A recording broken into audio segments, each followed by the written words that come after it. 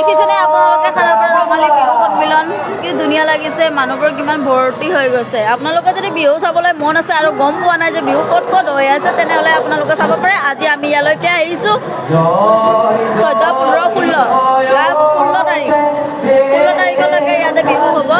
কালৈকে আপোনালোকে আহিব পাৰে। দেখিছেনে কি ধুনীয়া, আপোনালোকৰ সৰু বাচ্চাবোৰো ইয়াতে খেলিব পাৰিব। ইমান ধুনীয়া লাগিছে, দেখিছেনে ইয়াতে দেখিছে। তাত পুৰণি সম্প্ৰদায়ৰ যেনেকৈ খাল আৰু মানে বহুতখিনি আপোনালোকে দেখা পাব, আপোনালোকৰ ভাল লাগিব। চ' আপোনালোকে যে দোকান বজাৰ গোটেইখিনি বহোৱা হৈছে, ইমান ধুনীয়া লাগিছে। দেখিছেনে আপোনালোকে, চাই লওকচোন আপোনালোকে। ইয়াতে